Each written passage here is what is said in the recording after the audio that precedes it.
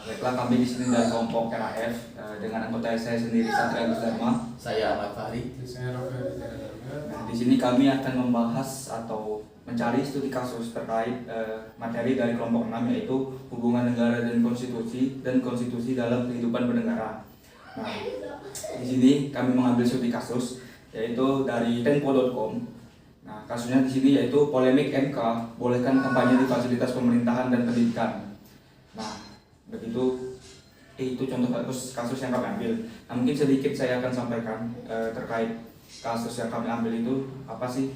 Nah, jadi dari kasus polemik keputusan MK tadi yang membolehkan kampanye di fasilitas pemerintah maupun di tempat institusi pendidikan, yaitu MK memperbolehkan aktivitas kampanye di fasilitas pendidikan dan pemerintah. Nah, asalkan kampanye tersebut tanpa membawa atribut dari si pihak kampanyenya. Namun keputusan ini itu harus mengharuskan kandidat yang ingin kampanye itu untuk memperoleh izin dari pengelola pihak setempat.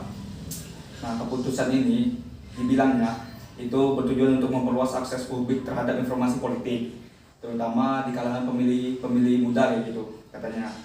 Nah, tapi terkait keputusan ini itu menimbulkan banyak banget polemik serta perdebatan terkait potensi dampaknya pada netralitas lembaga pendidikan maupun pemerintah, serta resiko adanya politisasi di lingkungan yang seharusnya itu bersifat netral. Nah, mungkin ada teman-teman yang mungkin mau kasih tanggapan terkait berita kita ini. Nah, mungkin saya terlebih dahulu mau kasih tanggapan ya terkait berita kita ini.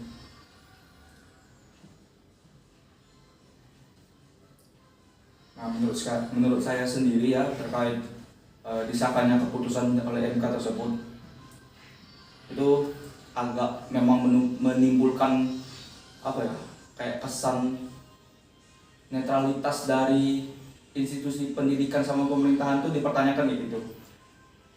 Lagipun juga ini nggak hanya itu, tempat ibadah juga masuk di situ.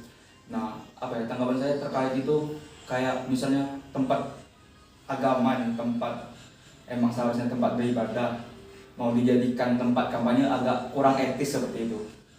Terus juga kalau kita kampanyenya di institusi pendidikan kayak gitu, ada hal yang patut kita pertanyakan terkait lembaga pendidikan tersebut.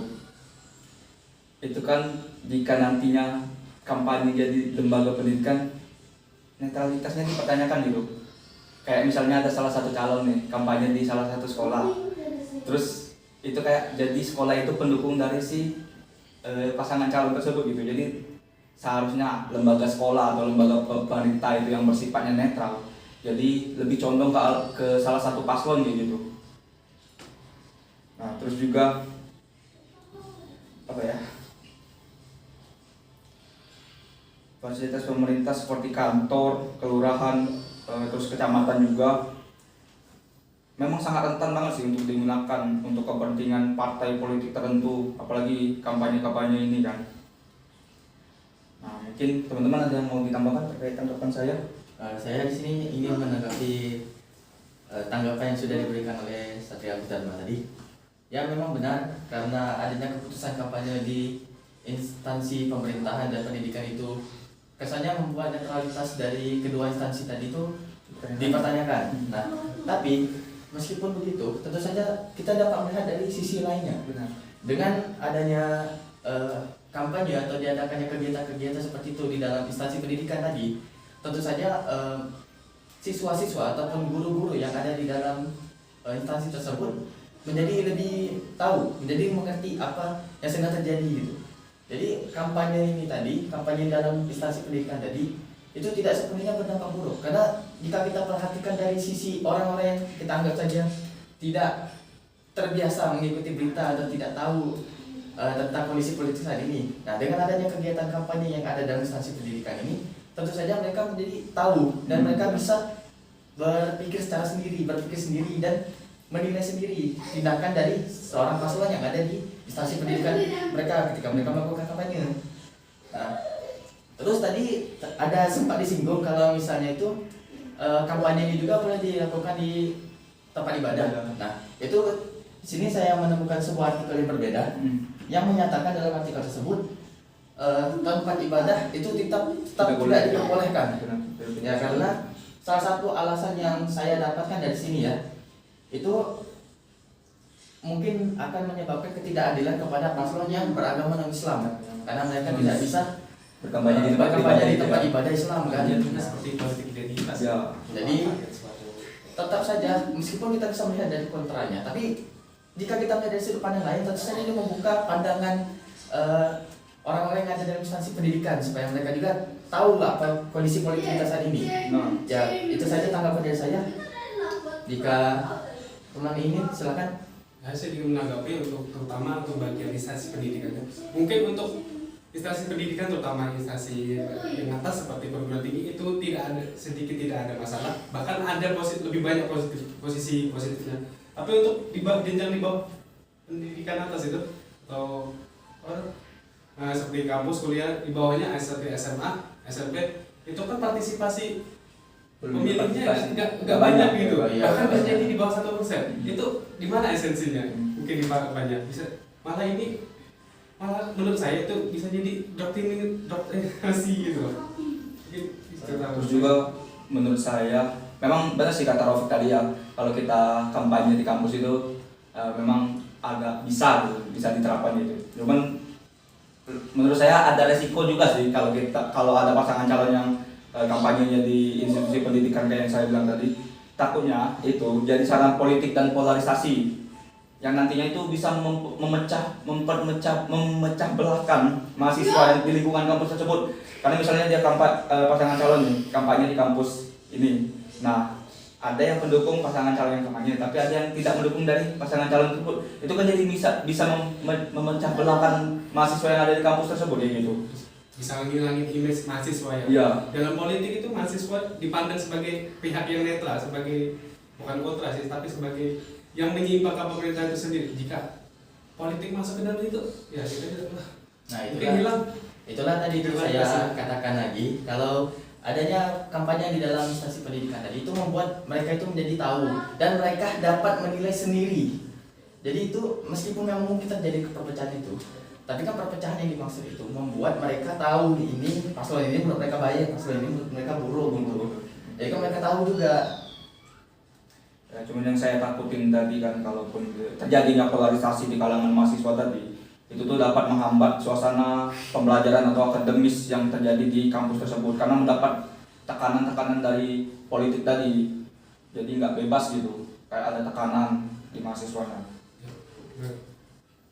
Terus juga terkait di instansi pemerintahan sama pendidikan kan itu diperbolehkan dari keputusan MK ini, cuman harus mendapatkan izin yang benar-benar izin gitu dari pihak terkaitnya. Nah, takutnya itu ada kecurangan terkait itu. Misalnya nggak dikasih izin nih, tapi pihak tersebut memaksa, takutnya kan. Nah, terus juga ada pengawasan yang kurang nih. Khawatir aja tuh, pengawasan yang kurang dari pihak hukum gitu. Misalnya pengawasan yang kurang mungkin membuat keputusan ini dimanfaatkan. Nah, takutnya saya bilang tadi, takut dimanfaatkan. Jadi kan kita kurang pengawasan nih. Nah, dimanfaatkanlah oleh umum yang tidak bertanggung jawab, oleh kelompok-kelompok politik tertentu untuk melakukan kampanye terselubung di tempat-tempat yang seharusnya itu netral. Kan tadi untuk di instansi pemerintahan sama instansi pendidikan itu kan harus punya izin kan? Ada syarat. Nah, harus ada syaratnya untuk melakukan tersebut. Nah, takutnya ada oknum tertentu nih, dia enggak menaati syarat-syarat tersebut, hanya langsung saja melakukan kampanye terselubung. Itu kan yang ditakutkan. Nah. Tapi kan tadi sudah dijelaskan kalau misal kampanye dalam instansi pendidikan itu memiliki aturan yang sangat ketat serta tidak diperbolehkannya adanya atribut kampanye. Nah, juga di situ tadi ada penekanan kalau misalnya untuk kampanye di dalam instansi pendidikan itu tentu saja tidak mungkin konsisten di semua tempat instansi pendidikan lain. Ya, karena tadi aturannya tadi pasti berbeda-beda.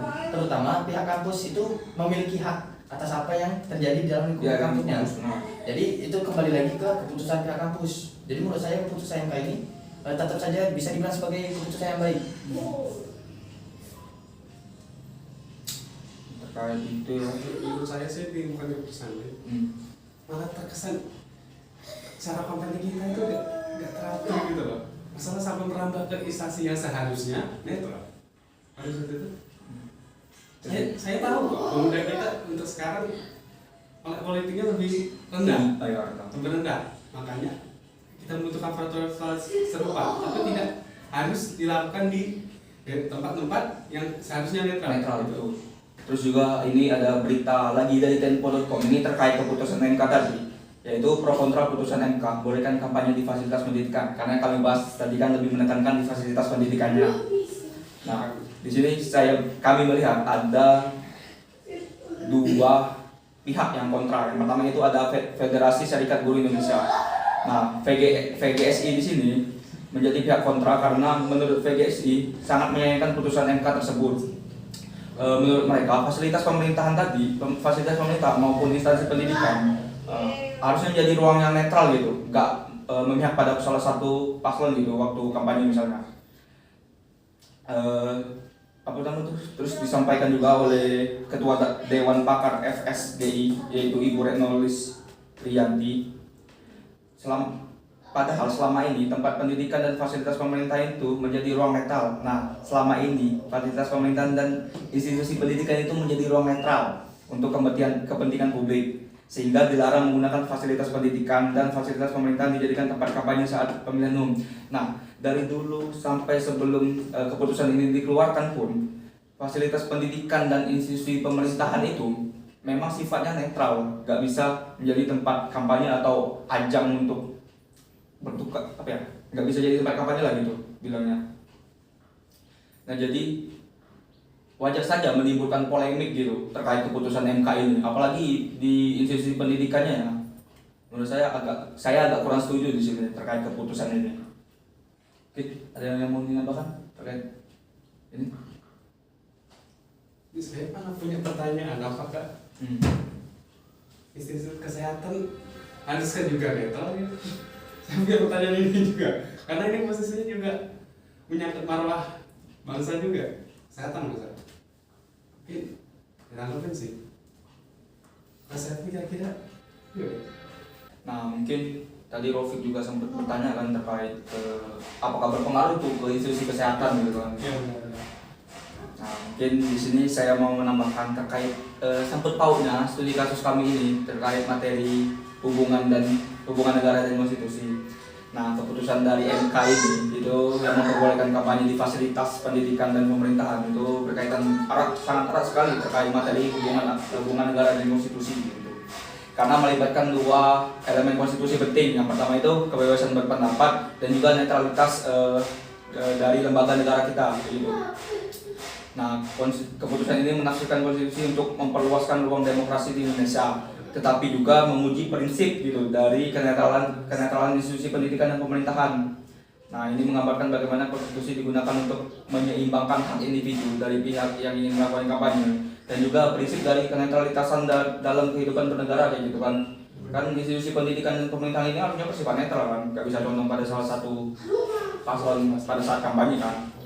Nah, pembahasan ini juga bisa memperlihatkan bahwa konstitusi itu tidak hanya memuat aturan, tetapi juga mengarahkan pengaturan hubungan antara individu dan institusi negara kita dari berbagai aspek gitu, termasuk dari ranah pendidikan dan juga pemerintahan.